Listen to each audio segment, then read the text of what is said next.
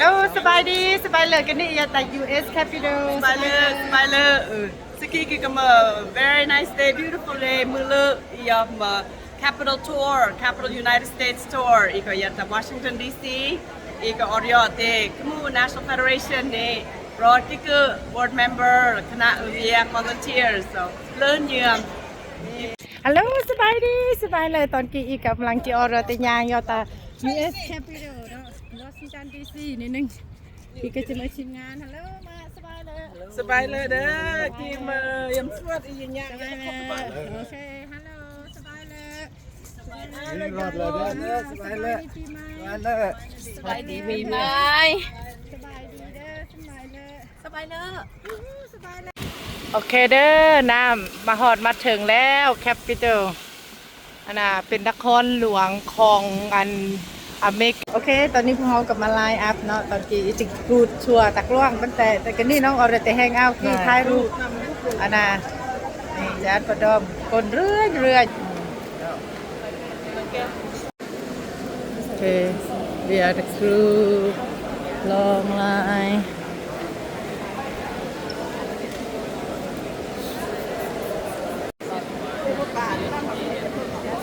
ประดอมนี่ฮะล่ะโอเคอีกนี่เจียวทั่วแหละหายสบายดีเด้อตอนนี้เฮาใส่อันนี้เพราะว่าพวกเฮาหั่นน่ะออกมาทัวร์ทางในสลุดใส่ฟังข้อมูลข่าวสารที่ว่าใกล้น้ำเจียวเพิ่นเว้าเนาะอธิบายให้เฮาฟังแต่ละจุดย่างเข้าไปเวลาฮอดใส่นะเพิ่นก็จะอธิบายรายละเอียดให้เฮาว่าที่ไปที่มาเพิ่นเป็นแนวใดมีประวัติแนวใดและแต่ละจุดเพิ่นก็อนุญาตให้เฮาถ่ายรูปฟังเพิ่นเว้าเพราะว่าแต่ละคนใส่หูไผหูมันเนาะมันจึงได้ยินหันนะ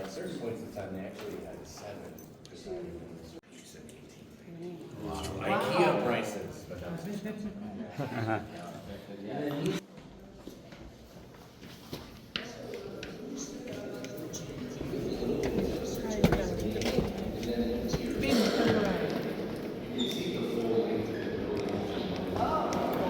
We're in the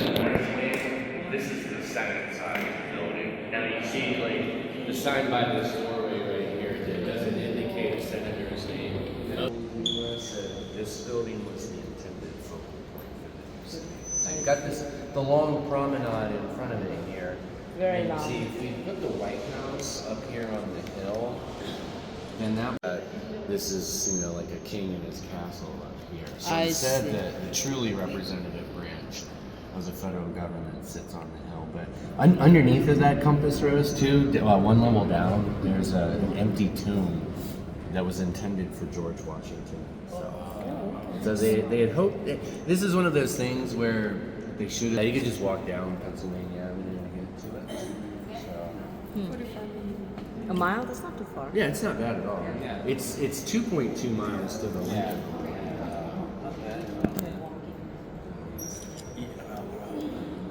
Then I work part-time at Arlington National Cemetery too, and I've had people that have walked from the Capitol building all the way down. เป็นสถานที่กว้างและยาวเป็นพอสมควรนะเพราะก็จะพากันไปเรื่อยๆแห่งไปแห่งมีห้องมีตึกมีอาจจะว่าเขาเจ้าเขียนแล้วก็มีห้องห้อยประวัติศาสตร์ทุกมองทุกสถานที่ที่ไปเนาะคนก็มาหลายจากทั่วโลกเลยเนาะถือว่ามาเยี่ยมชม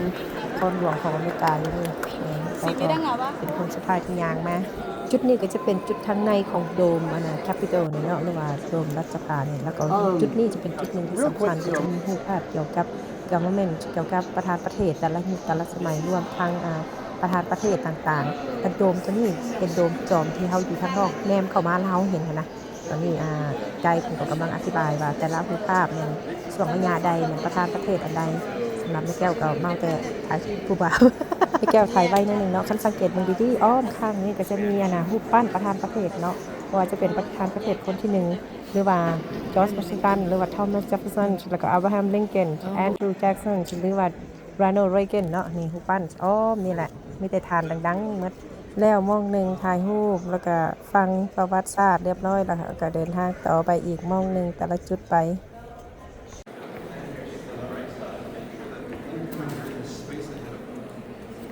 I Kidliya.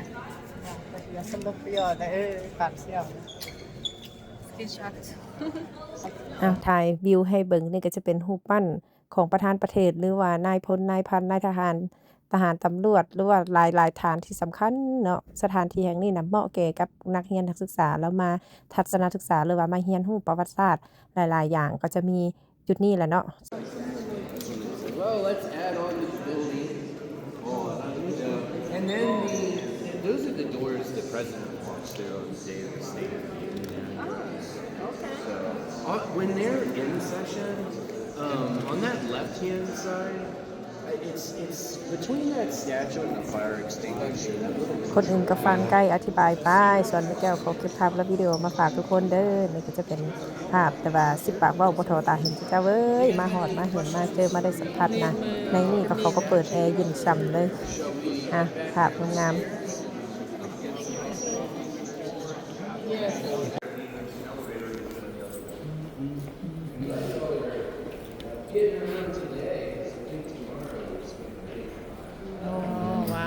We are lucky team. Lucky group. Yeah. มื้อนี้พวกเขาก็ถือว่าเป็นกลุ่มพิเศษแล้วก็เป็นกลุ่มเชียวที่ใหญ่อีกกลุ่มหนึ่งเนาะที่ว่ามาทั้งคณะแล้วก็ได้ต้อนรับอย่างอบอุ่นแล้วก็เจ้าก็จะมีพิเศษสบายดีเด้อทานกับเขานี่เขาก็จะมีนักข่าว 2-3 ฐานที่ว่าเก็บภาพแล้วก็ฐานก็มีโทรศัพท์ของไผมันเนาะแล้วก็เก็บภาพทุกความรู้สึกทุกบาดก้าวย่างทุกสถานที่ที่ผ่านก็ประทับใจเนาะนำให้เราประทับใจหลายเลยไปหากมาเยี่ยมยามอเมริกาก็นี่ก็เป็นอีกสถานที่นึงที่ทุกคนพลาดเนาะอาจจะมาเรียนรู้ประวัติศาสตร์หรือว่ามาทอดมาถึงจุดใจกลางของอเมริกาก็จะเป็นอยู่นี่แหละสำหรับไกด์น้ำเที่ยวก็มาฮอดจุดนี้เพิ่นก็อธิบายเนาะอาจจะเป็นจุดสุดท้ายที่เพิ่นจะอันน้ำเที่ยวเฮาส่วนที่เหลือเฮาก็สามารถเที่ยวแล้วก็ไปชมเบิ่งสถานที่ต่างๆด้วยตนเองได้เนาะถ้าผู้ใดมาอยากได้ไกด์ก็ต้องมีการจองล่วงหน้าโดยการที่เข้าไปจองที่เว็บไซต์เขาว่าเฮามากรุ๊ปน้อยกรุ๊ปใหญ่หรือว่าเฮามาคนเดียวบอกหรือว่ามากรุ๊ปน้อยเฮาก็สามารถเที่ยวช ส ม บา ได้ ย เนาะ ดีเนาะตอนนี้พวกเขาก็ยังอยู่ US Capital ซึ่งว่าเขาก็ได้ไปทัวร์แล้วไปเบิ่งhistory เรียบร้อยแล้วเนาะตอนนี้ก็เลยว่าพากันมาอยู่ที่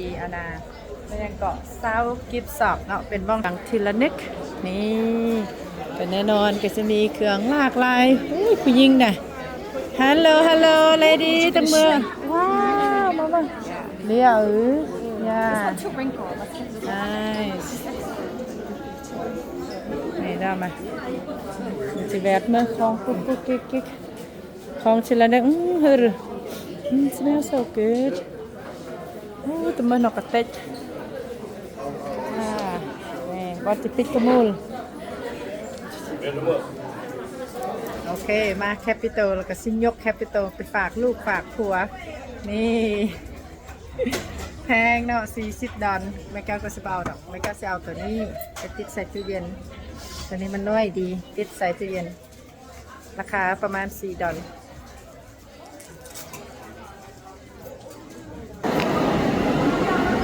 โอเคcome on แน่เดี๋ยวนี้เขามาทัวร์นี่แล้วจากนั้นก็สิออกไป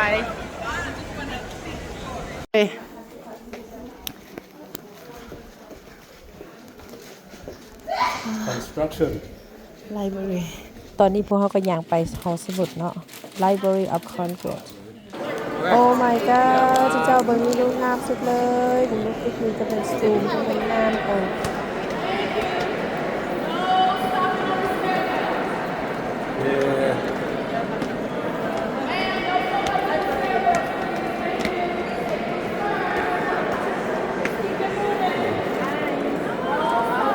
My love. แคปโตมันแต่รายการแต่ละโอ้เดินมาจากเรียนแล้วที่มีค่ายคือใด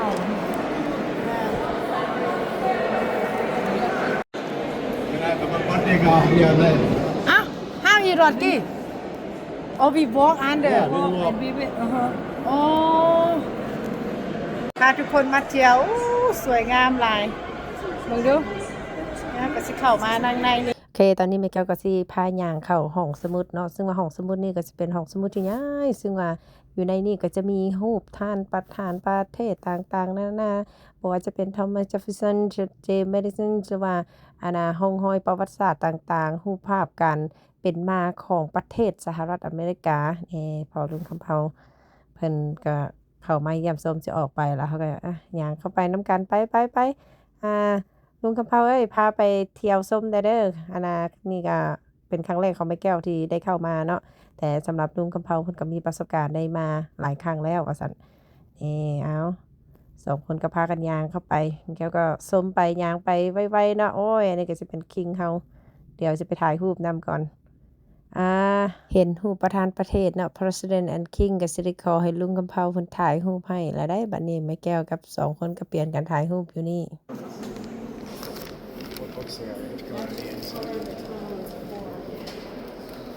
ว้าวกี่มหาสมุทรพิเศษจากตาแคปิตอลแจ้งเรื่องหนังสือเอกสารสำคัญ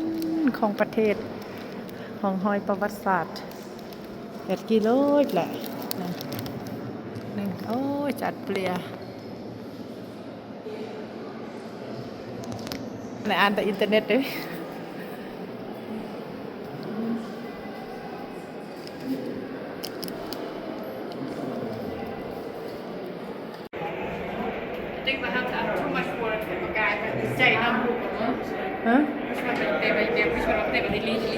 เป็นยังมาแม่แก้วก็มาฮอดอยู่ห้องการเนาะของอันประธานประเทศคนที่3ของอเมริกานั่นก็คือ President Thomas Jefferson เนาะซึ่งมันก็จะเป็นห้องการพิเศษที่ว่าอยู่ในตึกของlibrary เนี่ยพวกเฮาย่างบ้าๆไกลพูนมองที่พวกเฮาเข้ามันอยู่ประตูพูน คนกระเรื่อนว้าวคนรอดกี่ชั่วโลกคนเมื่อกะให้อีกกะโซกเลยขอบใจตลอดปลอดภัยว้าวสำหรับการท่องเที่ยวอยู่อันแคปิตอลของเฮาก็จบรายการเนาะซึ่งว่าเฮาก็เข้าไปหลายแล้วแล้วก็เดี๋ยวนี้เฮาก็สิหาทางกลับไปต่อ